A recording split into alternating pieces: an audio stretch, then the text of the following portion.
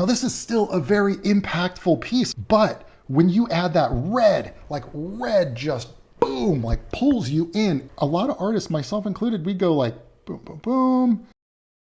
But then it's suddenly, that's not, like you get a good gradient on it. But that's not Mike Mignola anymore. All right, welcome to Trent's Art Study. This is kind of the first episode of something new where I'm going to be breaking down and looking at different artists' technique. We're going to level ourselves up by studying those who do something really well. Today, we're going to be taking a look at Mike Mignola and specifically looking at how he clusters shadows and how he does very powerful composition that just leaves you with this unique sense. It is so distinct. Nobody else does stuff like this until now. Now anybody will be able to do it.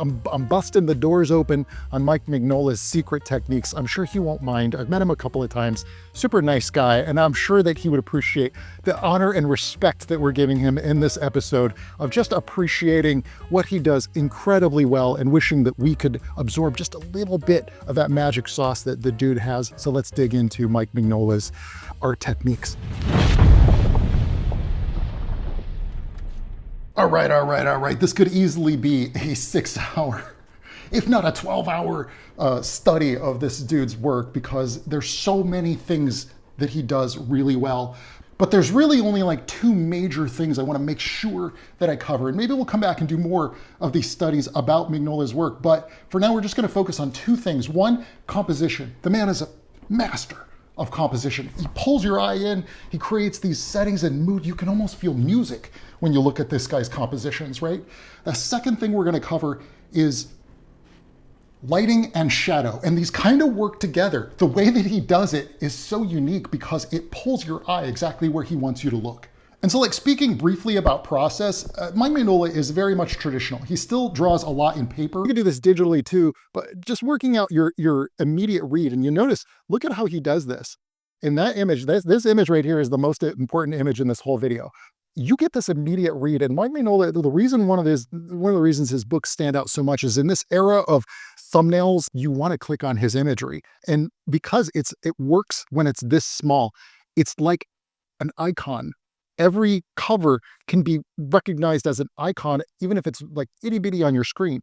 And then what he does, once he has like I got like how the character is presented, how I want them to look, then he goes into like, rough, like sketch out your cover kind of a mode, right? This is really interesting because what we see here is that thumbnail directly conveyed in a more detail. So he quite literally like went, okay, I'm going to take this image, this thumbnail, and I am going to present it like as a larger image, right? So like that is the same layout, the same readability. They call it the notan read. Then it goes into the final inks. Now here's the thing. He does a lot more detailed. I think actually this might be about as detailed as he does his pencil sketch. I wouldn't even say that this is like the most amazing anatomy or any of that. Like if you really break down his anatomy, sometimes it's just kind of like a little, what are you doing? But it's okay because when he gets to that final render, it's like, that freaking works, man. Like that is iconic. And some of the things, let's dig into the composition of this. Some of the reasons why this is working is one, you have a very strong, like black and white thumbnail read on this. And one of the things I'm going to do to make this a little bit more clear is I'm going to cut out all this excess white that's outside of the cover, by the way. This is what would actually be the cover. And so what we're seeing here when we're looking at all this is like, this is the actual shape that we're seeing.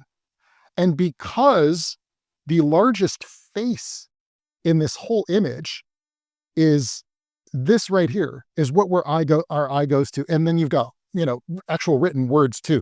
Strong silhouette on this contrast. The best way to get real good focus on your image is to have your characters in high contrast or have the focal point of your image in the highest amount of contrast. We see the highest amount of contrast here. And then we've got these smaller details in the secondary areas. This completely silhouetted back arm here makes our eye go, oh, okay, so there's a light coming down here. He's still playing all the proper rules of photography, right? Like you have your main light that's on your subject, and that's illuminating the main character's face. Notice that every other character has like silhouetted side of their face. Even Batman is completely silhouetted, right? Batman is the secondary focus of this cover, right? But because he's the main character, now this wouldn't work if, for instance, this character was also like in shadow, right? The reason why our eye goes to this guy is because his face is illuminated. The same rules of photorealistic photography, right? And then you've also got the other factor of all of these lines are flowing into here, right? Oh, and then this, by the way, this breaks the flow, right? And because this arm breaks the flow of all of this energy flowing through this ways, because it breaks out of that, our eye really reads it quickly. And so because of all of those factors, this image reads really strongly when it's very small. And when you have this strong of a read on things, you'll notice when we start looking at the color, you can't paint Mike Mignola's work. You have to use gradients and very flat, simple lighting because he's already put all of the lighting data into and the information for lighting into the line work and the ink work. Now, what we're looking at here is actually, this is the ink on his line art, right? And so what we're seeing is this looks gray kind of, but what that actually is how a page looks when you're using India ink from a brush. He uses pens, much like, let me go get some. I have some. So his line art can be accomplished with something like these. These are called the Zig memory system. I don't know why. Zig writers, the marker system for scrapbooks and memory books. It's waterproof pigment ink. Anyway, these basically will get you a nice thin line. They have two sides on them. One is a thin pen tip, and then the other is a little bit of like a fatter marker tip, but I don't think he's like filling in ink with those. I think that what's happening, because there are large black areas, I think he's filling in these areas with something like a brush with India ink. And I know that because I used to draw comics a lot like this in the same fashion before I went almost entirely digital. But when you see these thin lines like that, that's these pens. That is these pens. And notice something else that he does, the same line weight. So now when we're drawing digitally, we have usually like a pen pressure that does this, right? When you're drawing with these pens, there is no variation of thickness to them. They are always the same width, right? And so if you're emulating this digitally, you want to make sure that you don't have your pressure sensitivity set to scale. And I won't go into how to customize your brushes. When you ink this way on paper, you're going to have this kind of like almost gray in your shadows. And that looks neat, but it's not what we actually see when it goes to print. So what you do if you're inking on paper and you want it to look like solid black, you'd go up here to Image, Adjustments, and Levels. And then you get this screen and you just move that like over like that. This is more like what you would actually color, right? So look at the difference there. That's what the paper looks like if you were to take a photograph of the paper. This is what it looks like when it goes to print, because the ink is going to pick up as solid black. You're not picking up any light reflecting off of the ink on the paper. This is likely a actual screen grab of the original artwork. And there is an art book that I also have that will show you a lot of his line work and the actual ink work. Let me go get that. Specifically, this book right here is, this is the Artisan Edition, and it is a full book that actually captures their photographs. So you see even like the blue line. I don't know how much you can see that. I'll see if I can get a close-up shot of it or find another image that shows you the blue line of how these pages are drawn. Most comic pros are drawing on 11 by 17 inch Bristol board, and you can pick that up on Amazon. I'll put a link in the description below. The blue line shows you the cutoff of where the page is going to be, like actually slicing it off of the page. So if you want full bleed, which is like where the artwork goes all the way to the outside of the page, you can get that. But Mike Mignola doesn't use that very much, except on some cases and some instances like this. But this is an incredible book, by the way, if you're interested in seeing the original pages scanned and presented.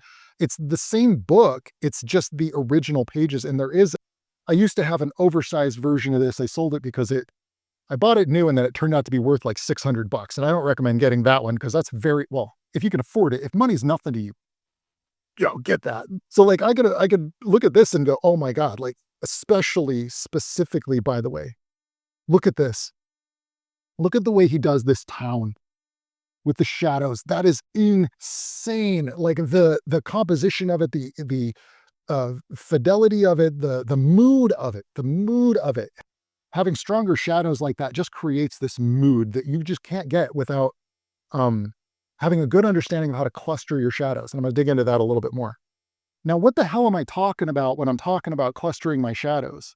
Like, first of all, Mignola does this really interesting thing where, and you'll see it in several other images, where he'll just straight up like take a black like shape across the background and use that to like frame his character sticking out. And I'm actually surprised that he didn't go a little bit crazier with this one and have like more of Hellboy in shadow, because sometimes he does that, but he gives you just enough light on the surface to know what the thing is. And here's another rule that he does, by the way, in composition. If he has a limb, like maybe the character's arm, or I don't know, like let's say that he had an arm like sticking up like this, and it's like reaching to the sky, because this is all in white behind it, he would make that almost entirely silhouetted, except for like the wrinkles to show you, oh, that's cloth. And then he'd have a sharp corner on it rather than a smooth, curved corner, right? Now, this is awful, by the way, compositionally. Like, don't, I'm only showing that as an example of like, if you have an arm sticking out into the sky, and a lot of artists, they'll do like a little bit more rendering on things. And that's true. None of those things are wrong. It's not, I don't want to say like anybody else that's doing it any other way is wrong. Mike Mignola does it right for him. And certainly there are things that we could apply here that would work really well for us. So that's what we're looking to get at here, is like, are there ways that we could maybe like use shapes or mountains or even gradients to create the same kind of flow that I was showing you in that other piece, where you've got like the reason why this works is because it pulls your eye to the focal point of here, and then it makes this almost like a second scene, and it makes this almost feel like a third scene because it's behind everything. Many, many, many other artists would go in here, and myself included in this, and they'd be like, I'm going to do some like cross hatching here. Mike Mignola does zero cross hatching. You start doing cross hatching, and that's not Mike Mignola's style anymore. The only time he does that is in his pencils when he's trying to show a gradient. And even then, it never gets translated to the final inks. His final inks always, always, always have very strong lines. So another thing here is you'll notice like this is just flat. Like a lot of artists, myself included, we go like boom, boom, boom. Like Terada does this, he'll do these like, but then it's suddenly that's not like you get a good gradient on it, but that's not Mike Mignola anymore. That's not him anymore. That's a different artist. That's a totally different artist.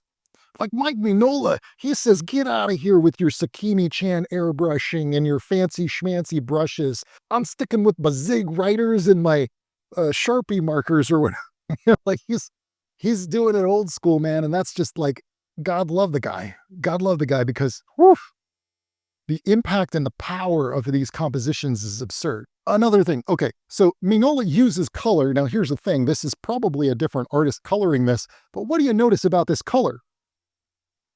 It ain't much there. This colorist literally spent 20 minutes, if that, coloring this page. Look at this. Watch. Let's go to let's make the whole image grayscale, and we'll see how the whole thing changes its impact. Now, this is still a very impactful piece, right? No question about it. But when you add that red, like red just boom, like pulls you in. And the other factor is it's gradient, right? This is how you'd color that. You grab all of this whole area. In fact, using the selection tool. So on your multiply layer, you're just filling that in all solid, And then what you do is you'd go in here and you'd select that solid red, and then you'd just add like a little bit of gradient to it, or darker red. And then we just hit that with airbrush around. There you go. You get your gradient. Look at that.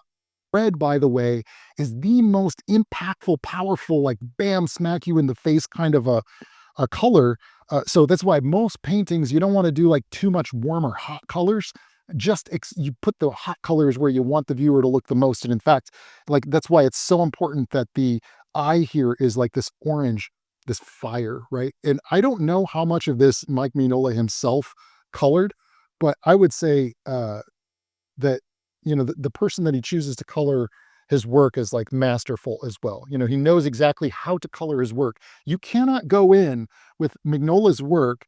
You cannot go in and like start doing like this soft transitions on things, and like you don't want this becomes a different artist. It becomes less impactful for the style of what Mignola does. Like, I'm like, you don't want these like soft transitions, or like you don't want to go in and like render out the materials on this or anything like that. No, no, no. Mignola, he ain't about that. He's about the strong contrast, solid flat colors, and that's what how you get that look and that style. It's too many things to study and analyze about his work. But notice again, compositionally, sometimes when you're doing your composition, you want to just start with this shape. You start with that. Like, start with like how the whole flow of the image is going to use the negative space around it. Like all of this other area outside, this is all negative space. That's your image right there. Like this, if this is red, look, like this is actually what we're seeing. And it reads really well as a thumbnail. Boom. I love this piece. Let's zip through a bunch of other ones and just look at that. Just look at the composition of things, right? So here you have the same kind of thing, this interesting shape. It's a little bit different this time, but that's basically the shape of your image, right? And then you have your character in high contrast. Like this would not work if I were to darken all of this gray or this light. See, he doesn't stand out as much. The tentacle still does because it's a contrast. Everything in your painting is relative, right? But we undo that and boom, this dude stands out, right? And check this out. The gradient even goes this way. So it's darker here than behind this character, right? And then furthermore, the reason why this character is darker than this character is because this is where we want the viewer to look. And the actual flow of the whole image is this. It's surprising. What surprises me about this painting is the red right here.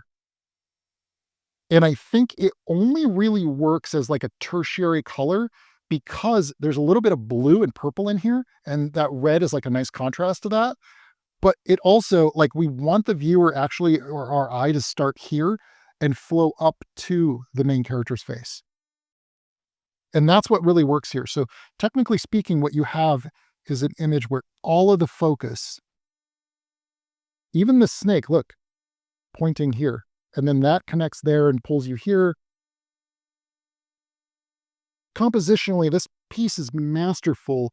I don't know if Mignola is even conscious that he's doing this, but it's it's like a language. He just knows the words to soothe my soul. Here's another example. Here's your composition. It's actually two pieces. Look, there's that, and then there's this. He does this trick a lot, by the way, also compositionally. He does this trick where he will make this main character very stoically, like just posed straight on, just looking straight at you with darkened eyes. Look for it. You'll see it in 100 of his pieces. And then a big monster coming out behind it, or like hovering over him, something like that. But you get too symmetrical. Now, here's the thing. This guy's symmetrical, right? And when I say symmetrical, I mean, you could, draw a line like right down the middle. That's the center of his face, right? It's powerful. And then the monster behind him, asymmetrical, going off to the side. That makes the whole piece feel organic. This dazzles our mind. It's sort of like a rhythm. It's like when you're listening to music and then suddenly the tempo shifts to something else, or they throw in like this octave way up. It's like it offsets, or a chord that's just like slightly off kilter, which makes you go like, oh, that's really interesting. It's not the expected note, right? And so like playing with symmetry versus asymmetry in your paintings and your drawings and your compositions, very, very powerful, very, very powerful, powerful stuff. Here's a great example. I love this piece for this reason. Look at what he's doing compositionally. Like he's using that for his composition. There's all this negative space down here, and white, by the way, is so powerful. If you've got, especially if you have a lot of darkness in your artwork, if you have a lot of shadows in your artwork, Now, by the way, dudes, I love when Mike Mignola starts to watercolor his own like drawings because he uses the same principles of that high contrast shadow and light mixed with this watercolor gradient that he's doing across things. And yes, he is getting a little bit more rendery in here, but it's still mostly flat.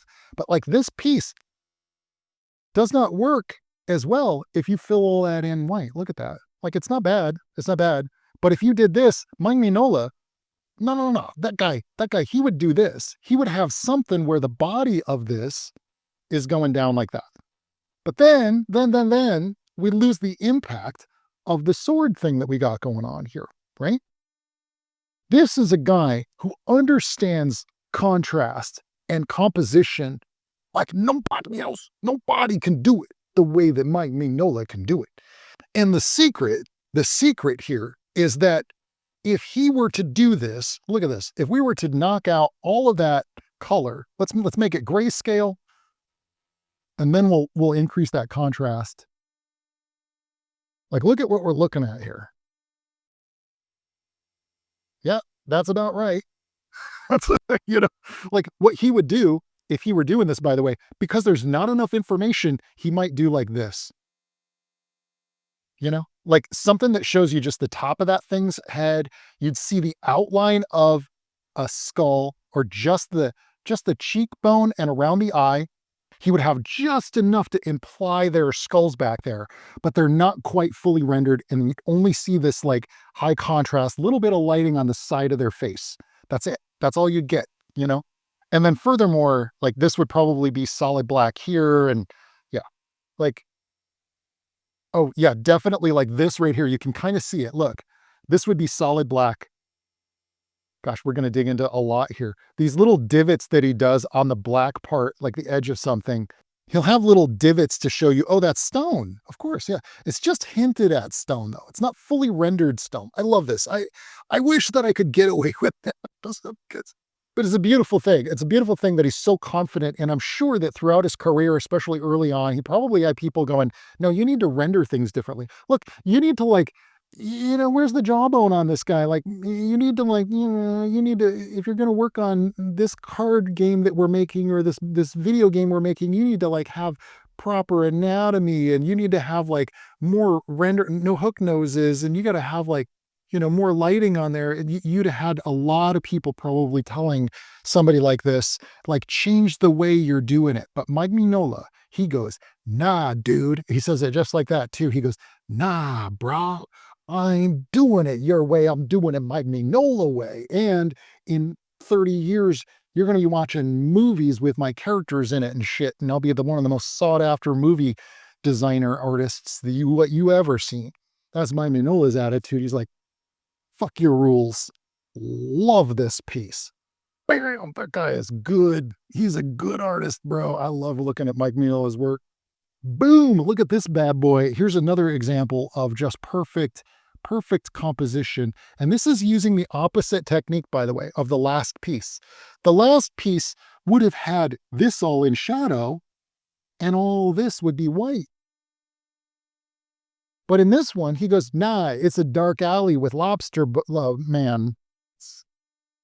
Lobster Johnson is his name. And Lobster Johnson's even darker than Hellboy, right? So he's got to have this all black back here. I am shocked about this. Like, I would have thought that old Miggy, he probably would have done something like this and just like had the hint of a hand down here, like darken that out more so that the eye still like stays focused here. I keep needing to switch to red. Like the eye needs to go here.